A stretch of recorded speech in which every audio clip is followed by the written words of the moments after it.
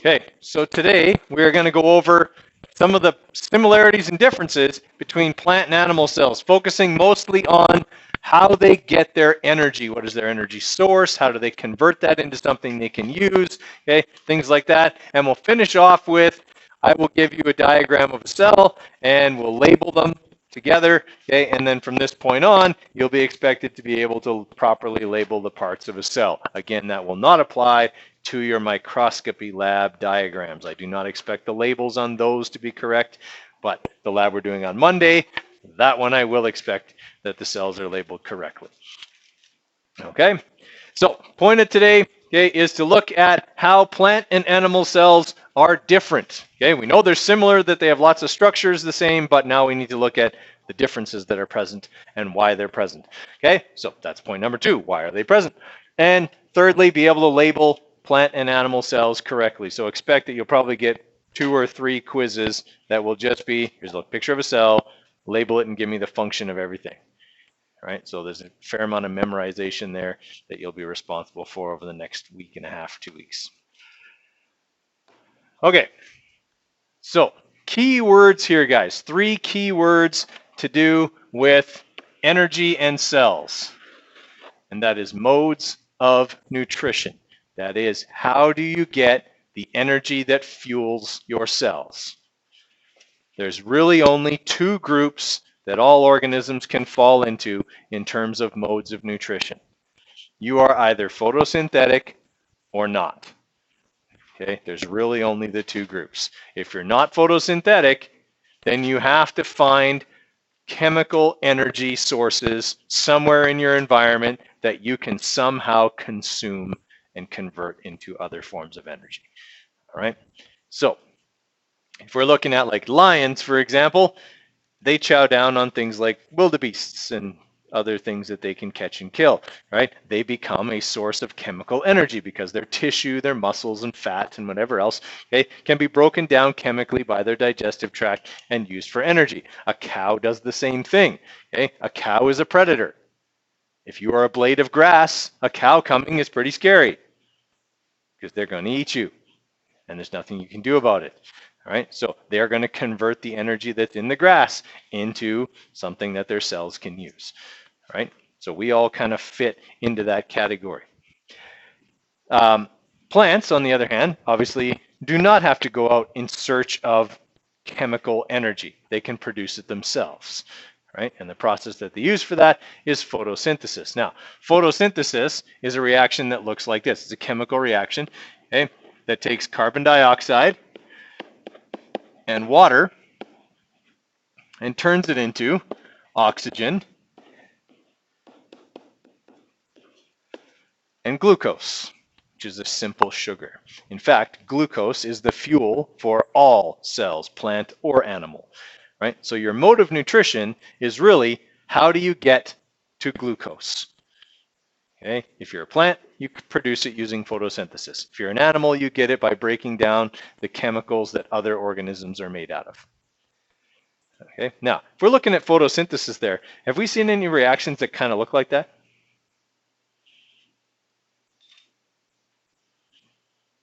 But maybe backwards? Yeah, it looks like a backwards combustion reaction. Okay, we got CO2 and water this time on the reactant side and oxygen and a fuel on the other. Okay, that's because this is the exact opposite process to what our cells would use, and actually what plant cells use once they have the glucose, to make energy. Okay, all of our cells carry out this reaction.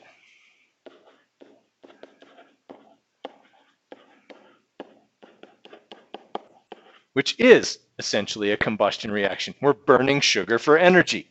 Glucose reacting with oxygen to produce carbon dioxide and water. All right, so this one is what we call cellular respiration. And this one is photosynthesis.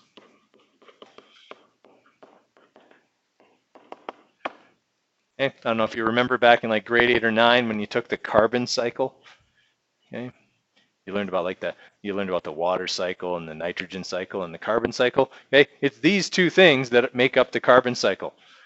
When we exhale carbon dioxide and water vapor. Plants take that in, they use it to make sugar, and they give off oxygen, and then that cycle goes merrily along. Okay, everybody all right with that idea? So we've talked about where plants fit. We've talked about where animals fit. Where does a fungus fit?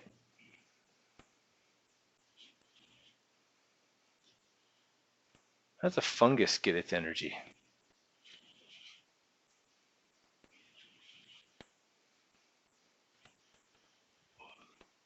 It's a tough one, right? And it actually was a tough one for a long time. In fact, if I asked your parents if a fungus was a plant, they would probably tell me it is, because that's what they would have been taught. Okay? I remember in high school, when I was in high school, that was right when they made the change.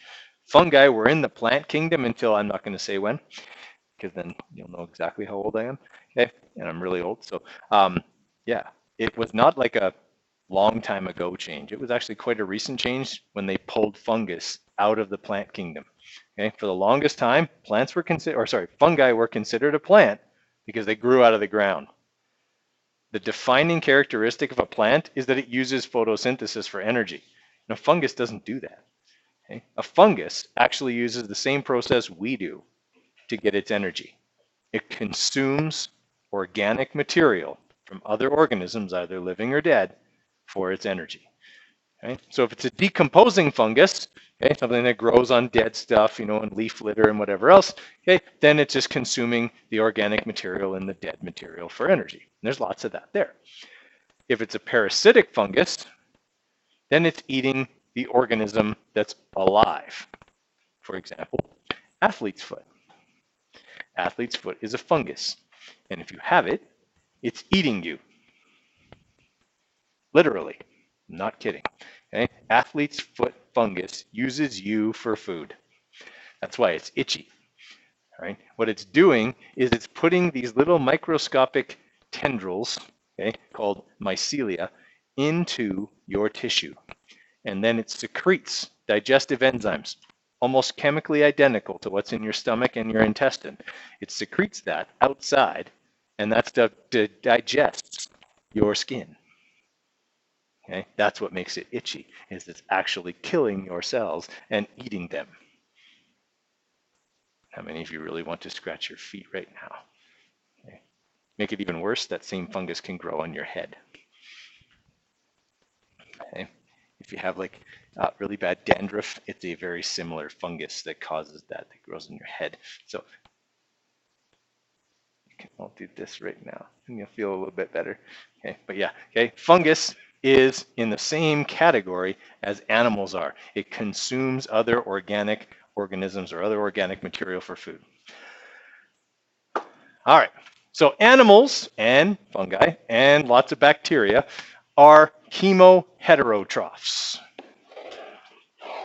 Okay, a chemoheterotroph consumes organic material for food. That's either other organisms or dead material or whatever, but it cannot make its own food.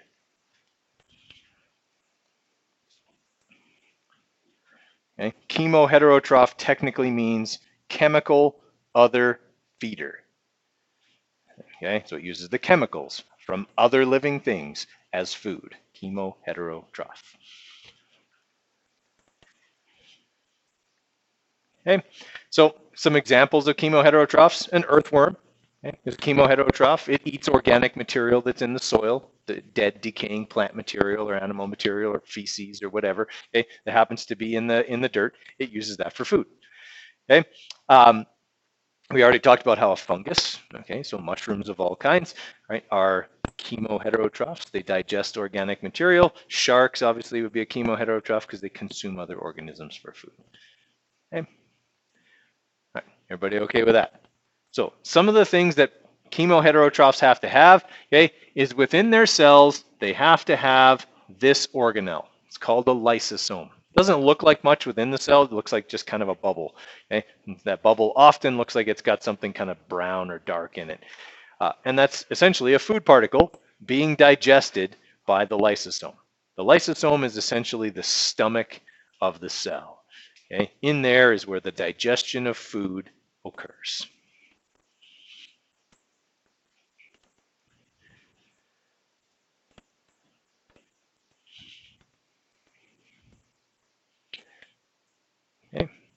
they all right with that?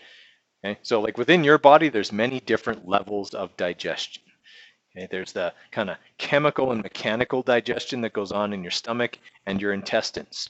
Okay, stuff can get absorbed through the intestines and into your bloodstream, and then it's transported to the individual cells in your body where it's absorbed by the individual cells, and they can further break that stuff down chemically into smaller molecules that are easier to use for food, specifically glucose.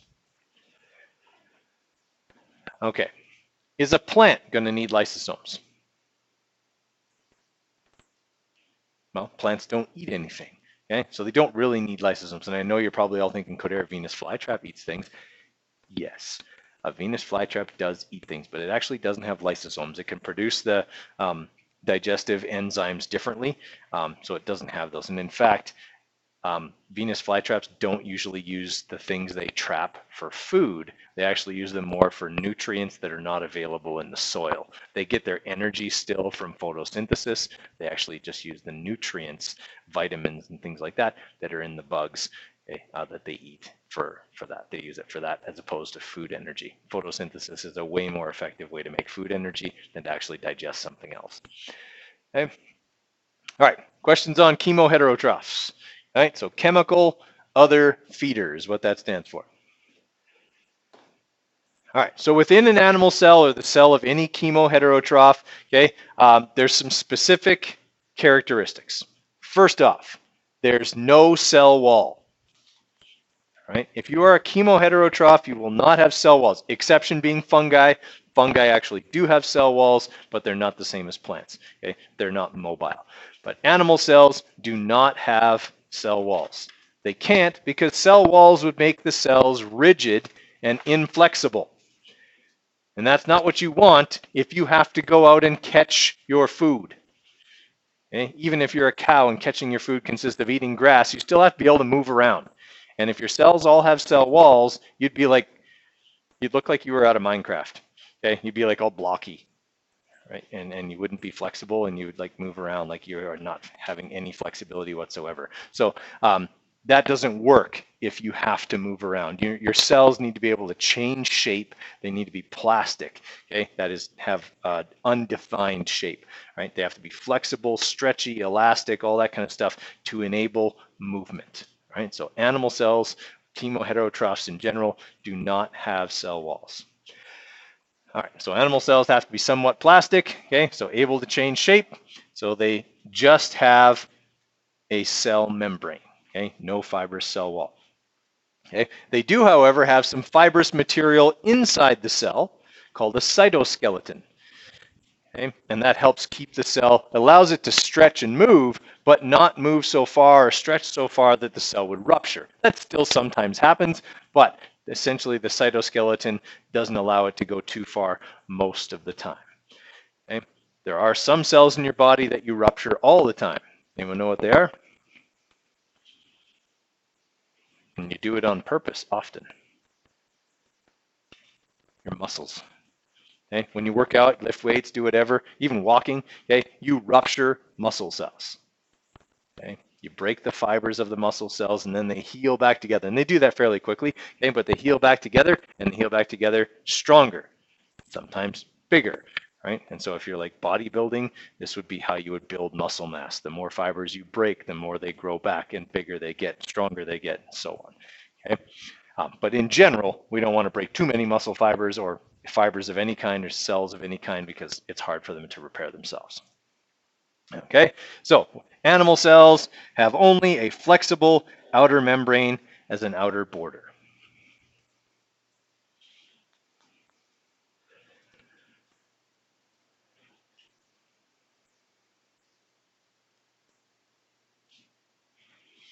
All right, the other group that everything can fall into is photoautotrophs. Okay, photo means light, auto means self, troph, feeder. Okay, so these are light self feeders, so they can make their own food in the presence of light as well as carbon dioxide and water. All right, so they can produce their own food by capturing sunlight and using its power to split carbon dioxide and water into their basic molecules and then put them back together as oxygen and glucose. Okay, so photoautotrophs use photosynthesis and they can feed themselves.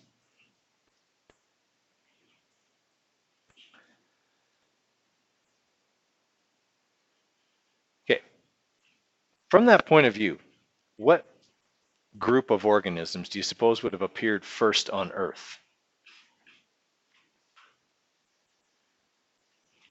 Photoautotrophs or chemoheterotrophs? Which would have shown up first? Yeah, had to be photoautotrophs. Chemoheterotroph couldn't have survived if they showed up first because there would have been no organic material for them to eat. Okay, we would have had to have photoautotrophs around for a very long time building up organic material, okay, because they could feed themselves using what was very plentiful, okay, carbon dioxide and water. All right. So in order to do this, okay, certain structures have to be present within the plant cell. Okay, some of those structures would be the rigid cell wall. Okay, plant cells all have a rigid cell wall because that helps to keep the plant upright. Plants don't have to move around, so they can be rigid, okay, and being rigid allows them to get taller. Getting taller is important because one of the things that plants have to compete for is sunlight. The taller you are, the better you compete for sunlight. I know it sounds weird to say plants compete with each other, but they do. Okay, the taller you are, the better you can shade out your competition and the more energy you can make. All right, so they have, okay, cell walls, okay, so they have stiff cell walls. They also have chloroplasts, okay, and chloroplasts are the little green organelles inside of a plant cell. They're actually quite large and easily visible, right? We will see them easily in our lab on Monday. They are the photosynthetic organ of the plant cell. They contain the chlorophyll that does all the heavy lifting involved in photosynthesis.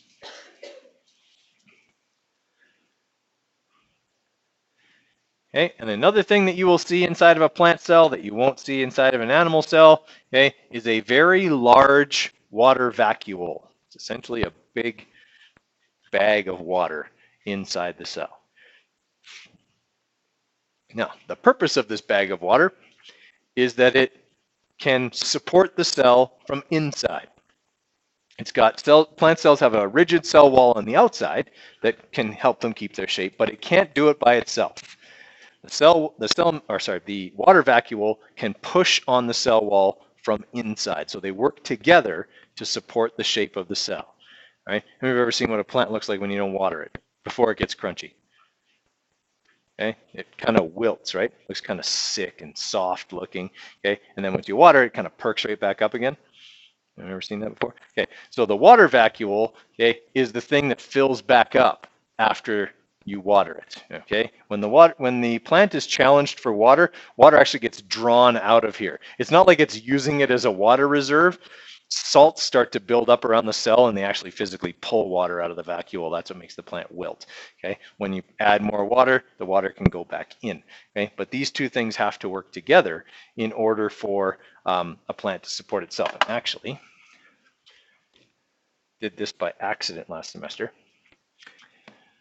Okay, so we got water vacuoles, we got a cell wall, and we've got the chloroplasts. Those are all essential for plant cells to carry out their job, photosynthesis, okay, that you would not see in an animal cell. An animal cell has no need of a water vacuole, at least not a single big one. It may have many small ones, okay, but they're not serving a supportive function. Okay, you won't see an animal cell with a cell wall because that would make it too rigid. Okay, and obviously animal cells are not going to contain chloroplasts. Okay, we do not carry out photosynthesis to make energy. If we did, all we'd have to do when we got hungry is walk out in the sun, which might be easier, but okay, if you spend too much time in the sun, then you get really fat. I don't know exactly how that would work, but anyway, something like that. Okay, all right. So if we're comparing plant and animal cells, obviously there's a lot of stuff in common. Okay, they both have a nucleus. Okay? Nucleus is important. That's where all the genetic material is. All of your DNA is held inside the nucleus. Okay? And your DNA contains all the instructions for building you and maintaining you and carrying out all the functions your body needs to carry out. Okay? They both have this kind of well, it's kind of pink in here, but it's not often drawn pink, okay, with the bumps all over it. That stuff is rough endoplasmic reticulum. Okay? You can see it in both plant and animal cells. It helps to transport proteins and things like that. The little bumps that are all over it are called ribosomes. They make protein. You can find them in both plants and animals. Okay, there's this stuff here, the squiggly stuff that doesn't have the bumps on it. That's smooth endoplasmic reticulum. Okay, it's present in both as well, and it's got many important jobs that we'll talk about.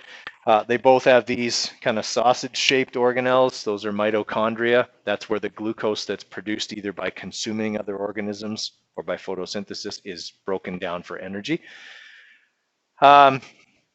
They both are filled up with a fluid called cytoplasm. Okay? All cells are filled with this fluid. They're not filled with air. If they were filled with air, they wouldn't be able to transport materials from place to place within the cell. So the cytoplasm allows something called diffusion to occur. Okay? They both have a cell membrane. Even though you can't really see it in the plant cell, there is a membrane right inside of the cell wall. They both use the cell membrane for the same thing. It essentially can select what gets in or out of the cell, right? So it's kind of the outer border. Believe it or not, the cell wall serves no protective function whatsoever. It's often misdrawn or misrepresented in cell diagrams. It always looks really solid, okay, in a diagram, but it's actually more of a frame. There's actually lots of holes and gaps in it. A cell wall would be like if you've ever seen like a house that's being built when it's first getting framed. Okay, you could like walk through all the walls. Okay, that's essentially what the cell wall is like. It's like a framed house that hasn't had the actual walls put in yet, like the boards and stuff. Okay, that's what the cell wall is like. It's just a frame to support the cell, not an actual barrier type wall. Okay, so it's not like Trump's wall that he wants to build. Okay, it's like a wall that's not done yet. So kind of like Trump's wall. Yeah. Okay. All right. So obviously lots of things in common. Sorry, one structure that is in animal cells that's not in plant cells I forgot to talk about before. These things are called centrioles, okay? And centrioles help the animal cell when it's going to divide.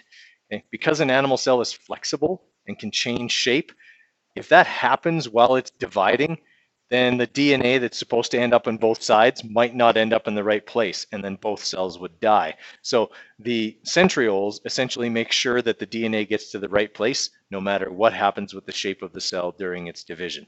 Plants don't need those because their shape doesn't change when they divide. They just split in half and they stay square or rectangular.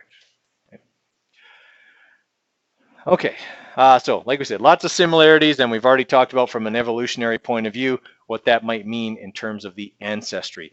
They probably had a common ancestor way back in the history of the Earth, okay, that was containing essentially all of these parts.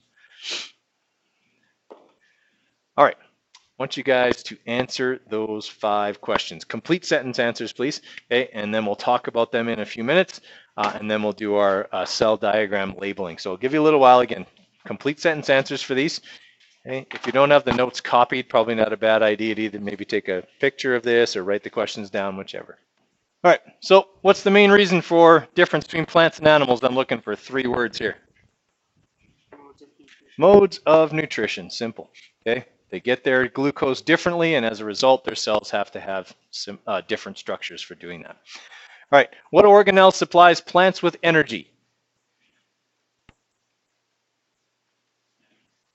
Which one contained the chlorophyll?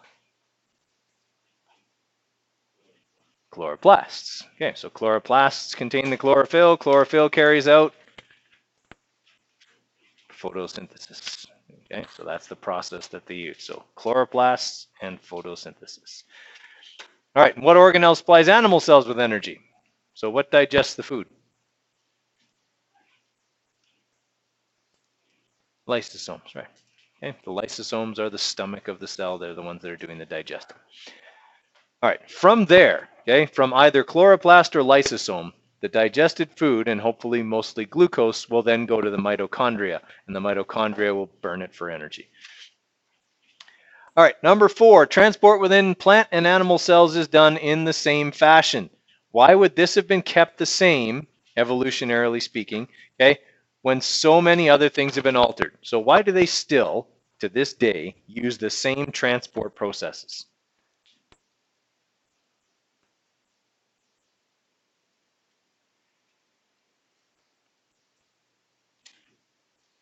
How does evolution work? Evolution causes, essentially, well, natural selection causes changes, and those changes over time are what we call evolution. Okay, so why would something have stayed the same for essentially like a couple of billion years? Why would cells now still be using the same transport process? Because it's efficient. Yeah, nothing better has come along. There's been no better process that has been developed, okay, biologically speaking, by living organisms, right? And what I mean by developed is, okay, natural selection will pick and choose mutations, right? So if there's a small mutation, let's say that allows a wolf to have better eyesight than the other members of its pack, will that animal do better than the other members of its pack? Yeah, okay. So then having better eyesight would allow it to reproduce more often, and as a result of reproducing more often, it's passing on the genes for better eyesight, and pretty soon, I mean like a few generations down the road, all the wolves in the pack have good eyesight because that gene gets passed on more often than the one for less efficient eyesight. Everyone kind of follow there? All right. Question number 5. The nutritional needs of plants and animals are very different. Which would have survived best in a primordial earth, that's very early on, okay, that had very little oxygen or organic material available?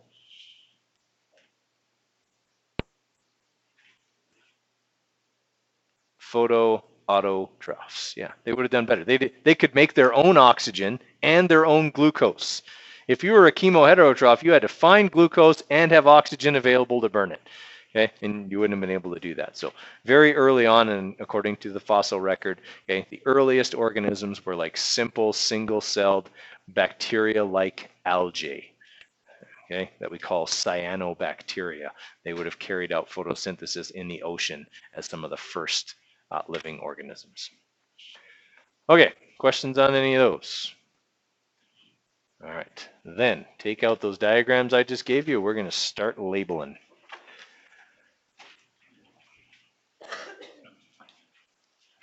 All right, we're going to start right here with this little empty bubble. Okay. Now, lysosomes digest food, but they're not lysosomes until there's food in them. But the cell still produces little bubbles that have digestive enzymes in them. Okay? When they merge with food, then digestion begins. But until they merge with food, they look like an empty bubble. They're not really empty. They contain a fluid that contains digestive enzymes, and we call those things peroxisomes. Right? So that's what this one and that one are. Okay? They will become a lysosome when a food particle encounters them. All right. Our next kind of 2 lines here point to these long squiggly things. Okay? These are actually microfibers, but they're part of the cytoskeleton, so we'll just call them that. Right? We said that animal cells have to have this cytoskeleton to keep the cells from stretching too far and rupturing. Right? Because really only muscle cells are able to rupture and not die. Flip it over. Yeah, guys, the animal cell is on the back. Okay. Now, in regards to this part of the cytoskeleton, like we said, these are microfibers, but there's also other parts of the cytoskeleton that are thicker and hollow called microtubules, okay? Those are these ones down here. We're just gonna call them cytoskeleton as well, because on most diagrams, it's actually pretty hard to tell them apart, okay? So if you see squiggly looking fibrous tubule-like things running through the cell and it's an animal cell, it's part of the cytoskeleton.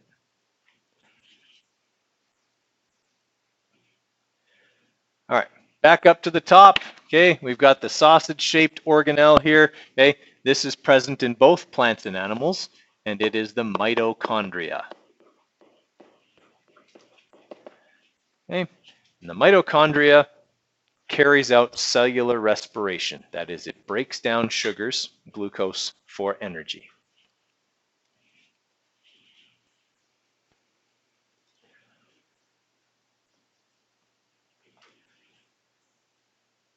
For some weird reason, every animal cell diagram has this thing on it, even though almost no animal cells actually have one. In fact, if you're a girl, you don't have any cells that have one of these on them. Okay, this long tail deal is called a flagellum. Okay, yesterday when you were looking at the euglena, you probably couldn't see this, but the euglena had a flagellum. Okay, it's a long whip-like tail. Okay, if you're a girl, like I said, you don't have any flagellated cells. If you're a guy, your sperm cells have flagellum. That's the little tails that allow them to swim. All right. But yeah, very few cells actually have a flagellum, but for whatever reason, they put it on every diagram. Okay, the big purple thing is the nucleus, but this arrow here is pointing at the outside of it. Okay, the nucleus has to have its own kind of protective barrier. Okay, and we call that protective barrier the nuclear membrane.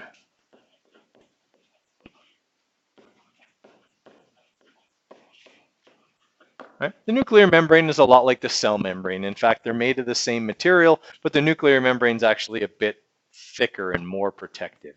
Okay? Essentially, nothing gets into the nucleus except DNA. Okay? And that's just to protect the very valuable stuff that is in the nucleus, that is your DNA. You don't want that getting damaged. Right? If it does, then there's things your cell won't be able to do after it gets damaged. And a lot of those things have to do with regulating the cell's reproductive rate. Okay? One of the most common things to happen when a cell's DNA gets damaged is for it to begin dividing out of control. Okay? And if a cell divides out of control, it just produces more and more cells, and you eventually develop what? Cancer. Yeah, you develop a tumor. A tumor is just a big lump of your own cells growing out of control. Okay? Now, you might think, well, that doesn't seem like such a bad thing. Why is cancer so scary? Well, cancer is so scary is because that tumor will keep growing and all the cells in it have to be fed. Okay? And they're all like crazy. They're all dividing out of control and using up tons and tons of energy. So what they do is they start taking the energy from the healthy cells that surround them. So essentially, they kill the healthy tissue and cells around them because they're just dividing out of control and using all the energy. So eventually, whatever organ that tumor is on will fail. Okay, that's how cancer is bad, is that it's your own cells destroying you. And what does your body do about that? Nothing. They're your own cells. It doesn't recognize it as being a problem because they're you. Okay? If it was a bacteria or a virus, your body would take care of it. But because it's your own cells, it doesn't do anything about it. Okay? That's what makes it kind of so scary. Do you have a question? No? All right, so the next arrow here is pointing at the nucleus, okay? And inside the nucleus is the DNA. Now, I know that somewhere along the way, some well-meaning teacher told you that the nucleus is the brain of the cell. It's not a brain. Can't freaking stand that, okay? It's not a brain. A brain is made up of many cells and actually has like neurons that fire and communicate and whatever. Your nucleus doesn't make decisions. Okay? All it does is hold the genetic information of the cell. It doesn't think. Okay? Thinking is for brains. That's not a brain. Don't write brain of the cell on a test next to nucleus. It's wrong. Okay? No more brain of the cell, not the brain. Okay? If it's anything, it's the library. Don't write that either because that's too simplistic. But okay, that's essentially what it is. It is a storehouse of all the instructions and information needed to run the cell. Okay? Okay, inside of the nucleus is this darker region, which is called the nucleolus. Spelt slightly different. So, I'm fairly forgiving on spelling on most things except these two. Because their spellings are close, the spellings got to be right on nucleus and nucleolus. Okay, because sometimes I have people who get confused and they go, oh, if I write it like this, Mr. Coderre will take pity on me. Because that's like a combination of both. And that says to me, I don't know which one it is, so it's wrong. Okay, you got to spell these two right. Now, the nucleolus, if the nucleus is a library, the nucleolus is the librarian. They know where everything is inside the nucleus. All right, so when your cell needs something, it sends a chemical message to the nucleus, okay, saying this stuff is needed. The nucleolus will go into the DNA and find the part of it that tells the cell how to make that stuff or how to do that thing. Okay, so let's say that your cell needs to make insulin. So a message will go to the nucleus indicating there's a need for insulin. The nucleolus will find the section of DNA that contains the instructions for making insulin, and it'll copy it because it never gives away the original. All right, that's kind of the weird thing about this library is you can't check any books out of it, but you can make copies of all the books. Right, so the nucleolus will make a copy of that section and send that copy out, and then the cell can make insulin after that. Okay, so again, there's no like decisions being made. Okay, there's just copies being built, okay, of the instructions. All right, these little dots here, speaking of building things, okay, these little dots are actually what do all the building. They are called ribosomes. And ribosomes make protein. So they take the instructions sent out by the nucleolus and they can translate them and build whatever the instructions tell us to make.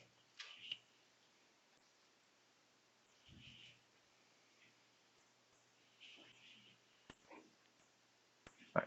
So sometimes we see the ribosomes floating around in the cell by themselves, and lots of them are stuck on this stuff, on the blue stuff here. All right, the blue stuff is called the rough endoplasmic reticulum, which you can abbreviate ER. Okay, I will accept rough ER on a quiz or test, okay, rather than having to write out all of endoplasmic reticulum. So the rough endoplasmic reticulum is covered with the little things that make protein. So the job of the rough endoplasmic reticulum is to transport those proteins. Okay, so you'll notice that most of the rough ER, most of it, is located very close to the nucleus. That way the instructions don't have to go very far for making the protein and doesn't have to be transported very far either.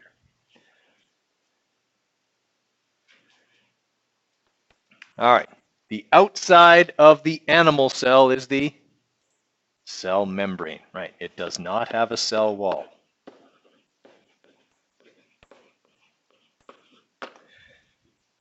Okay, so the cell membrane is actually a layer made up of, well, lots of things, but mostly fat. Okay? The cell membrane is made of mostly fats. So it's important to have fats in our diet because fats are important for repairing cells, and the membrane of cells is made mostly of fats. Okay, now, do we need as much fat as the North American diet typically contains? No, okay, but we do need some. It is important for maintaining healthy cell membranes. Okay, then we have this blue stuff here that doesn't have the ribosomes on it. Okay, this stuff, by comparison to the rough, looks smooth. So this is the smooth ER. It is probably the busiest organ in the cell. It has many jobs. Okay, hormones can get made in there. It's actually kind of like your liver. It detoxifies any materials that are poisonous or toxic to the cell. That's where they would get broken down. Complex carbohydrates like starches can get broken down in there. Okay, fats can get synthesized in there. So if the cell needs to repair membranes, that organelle is helping it out, okay, by making the fats necessary, things like that. It's a busy organelle. Okay, next to it, you see this kind of big orange thing. Okay, the big orange thing is the Golgi apparatus.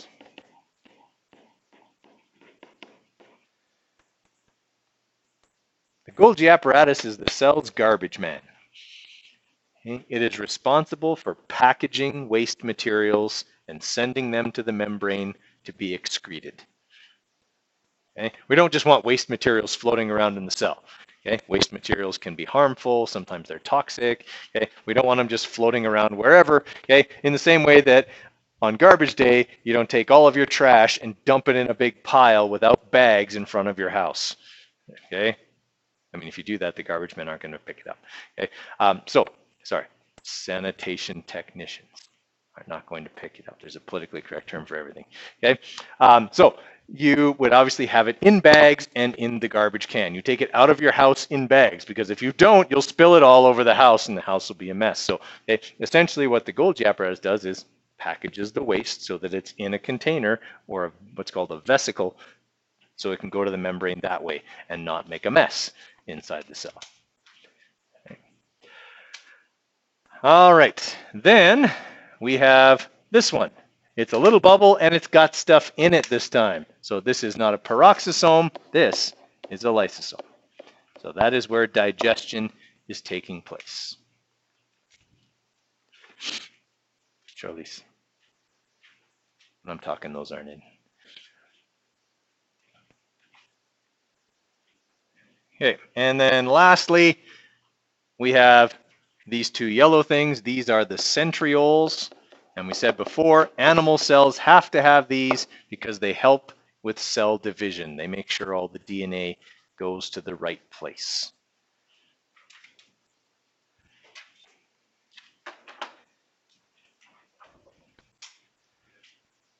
All right, so organelles that are unique to the animal cell.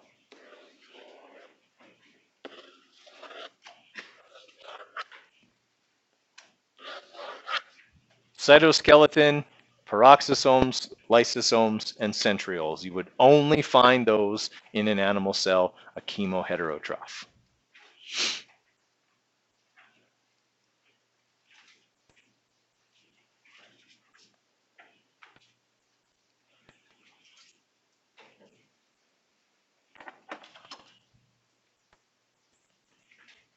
All right, questions on any of the parts of the animal cell? Okay, flip it over. The good news is the plant cell goes faster because they have so much in common, and anything they have in common is doing exactly the same job. Okay, so let's start right here on this side with the nucleolus. All right, so we got the purple dot inside the nucleus. That is the nucleolus. And a plant cell does exactly the same thing. It finds the part of the DNA that codes for the whatever the cell needs to make. All right, so the line right above that is pointing at the nucleus. Okay, and then the next line is the nuclear membrane.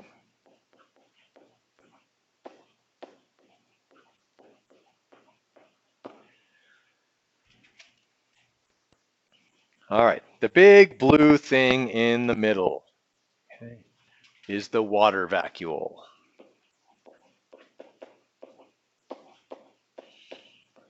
All right, and we said that the water vacuole's job is to support the cell from within. And it does this by something called turgor pressure, okay, which is the pressure of internal water, okay, pushing against the inside of the cell. All right, it would be like if you had like a water balloon that was only partially inflated. You can push in on it and it's easy to change its shape. But if you had it like really, really full of water, it would be quite a bit more rigid, okay, and harder to change its shape. The more you fill it, the tighter it'll get until it pops. Okay, so the water vacuole is kind of like that, and it's pushing everything in the cell against the cell wall, keeping the cell's shape. All right, to do that, the water vacuole has to have a special membrane around the outside to contain the water. Right, so that's what this is pointing to, and that is called the tonoplast. Okay, the tonoplast is just a special kind of membrane that holds the water in.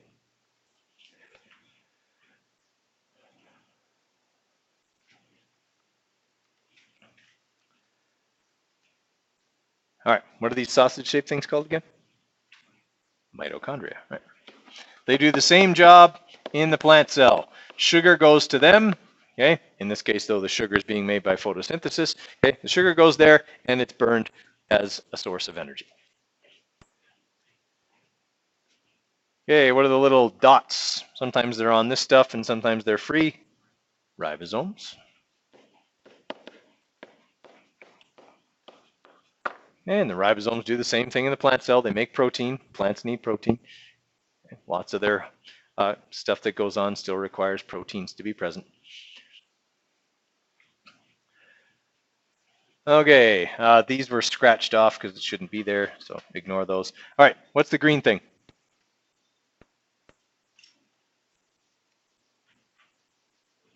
Chloroplast, right.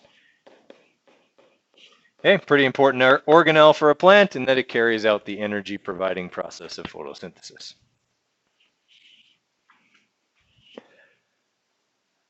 Okay, on the diagram here, there's these 4 little holes in the cell wall, okay, and they actually go through the cell wall of one cell, through the cell wall to the other. They actually connect the cytoplasms of cells, so plant cells can actually exchange material through these. We don't ever ask you to label them, okay, but if you're curious, they're called plasmodesmata,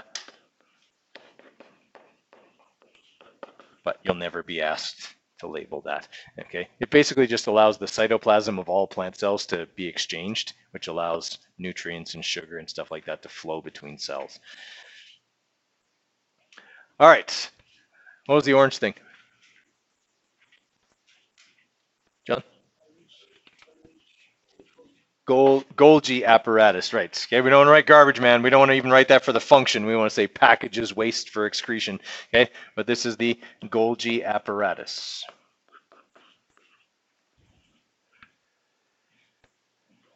All right, in the next one here, we've got the cell wall kind of cut away, and we can see the membrane inside of it. So this one is pointing at the cell membrane. Plant cells still have a cell membrane. It's just inside of the wall, right? And it serves the same function. It selects essentially what things can get in or out of the cell. Now, it can't do that with everything, but it does a pretty good job most of the time of keeping bad stuff out and good stuff in. Okay, and then the outer layer is the cell wall. Okay, and in plants, the cell wall is made of something called cellulose. Okay, cellulose is plant fiber. It's actually, we often call it dietary fiber. It's good for you. Okay, you want to eat foods that are high in fiber because it helps keep your digestive tract healthy. Okay, helps you poop. The more of it you eat, the better. The more regular you are, that's good for you. Okay, yeah, it's kind of, we can't digest it, right? We can't digest cellulose fiber. Herbivores like cows and goats and whatever, they can, but we can't. Our stomach doesn't produce the enzymes capable of breaking it down. So it just goes right through us, essentially undigested. You know how corn goes through you? Kind of like that. Okay? We don't really break it down, right? It just kind of goes through you and cleans out your intestines, which is a good thing. So high fiber foods are generally like your vegetables. So, well, and some fruit. Beans and peas are actually pretty high in fiber. They're fruit, not vegetables. Okay? Celery, okay? It's very fibrous. Yeah, so basically anything that would be like kind of stringy, right, would have lots of fiber in it. Okay, that sort of makes sense. Nuts and stuff have lots of fiber in them. Okay, and then this one here, scribble off because that's just a small water vacuole. We already have the big one kind of labeled. Okay, here we have the blue stuff without the dots on it, so that is the smooth ER. And then right above that would be the rough ER.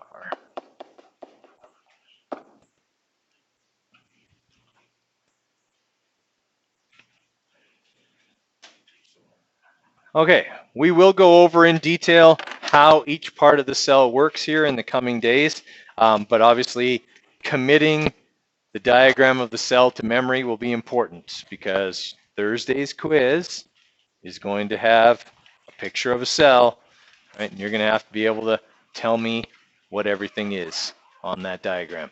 It won't be exactly like what you have, but it'll be close enough you'll recognize everything. Okay?